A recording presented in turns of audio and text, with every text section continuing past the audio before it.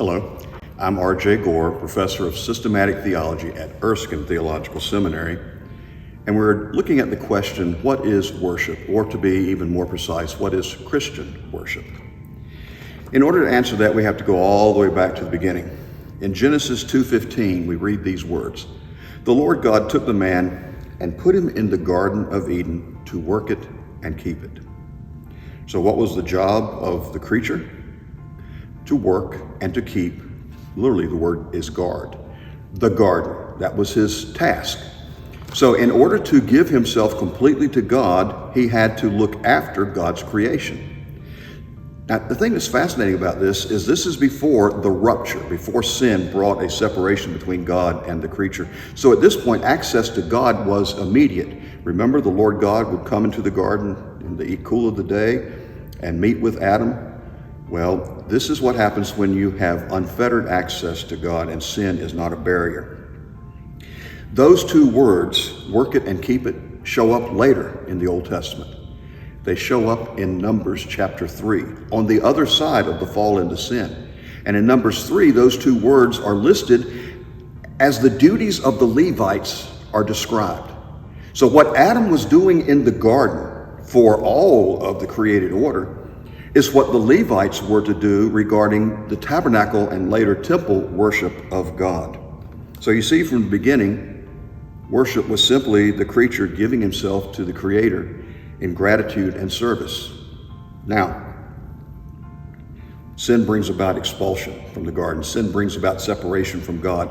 The Old Testament rituals and priestly sacrifices and all the festivals, all of those things were designed to remind us we were separated from God and need to be brought into His presence. But then Jesus came and dwelt among us, John 1:14. And when He dwelt among us, He brought God and man together. And so on the other side of the cross, the separation is no longer there. And that is why in Romans 12, Paul says something fascinating. He says to the Romans, he says, brothers, he says, I beseech you. Actually, it's a little more than beseech. I'm telling you to present yourselves, military term, Chaplain Gore reporting as ordered, sir. Present yourself to God as a living sacrifice. Talk about an oxymoron. You take a sacrifice, you slice its throat, you pour its blood out, it's dead. But Paul says, I want you to be a living sacrifice. In other words, you give yourself up entirely to the Lord and you live for Him. And you see, the really neat thing about this is that Paul was not writing to theologians. He wasn't writing to ministers. He wasn't writing to missionaries.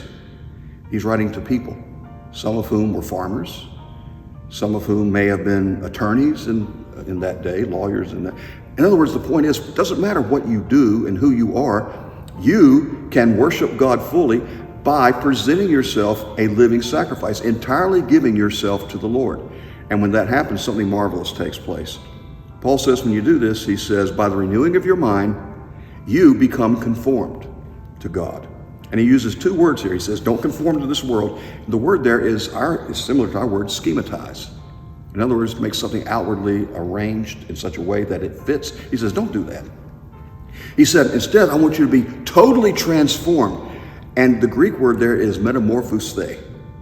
Metamorphosis. I want you to be changed entirely from the inside. So when you present yourself entirely to the Lord, every day, in every way, whatever you do, doing it unto God, that is worship. Worship then is all of life. Now you may think to yourself, well, what does that have to do with Sunday? Oh, it's real simple. What you and I do every day, in every place, in every way. Sunday morning at 11 o'clock, or if you're an odd church at 10 or 10:30, what we do on Sunday morning, we gather together and all of us corporately, collectively give ourselves unto the Lord as living sacrifices. This is the significance of Christian worship.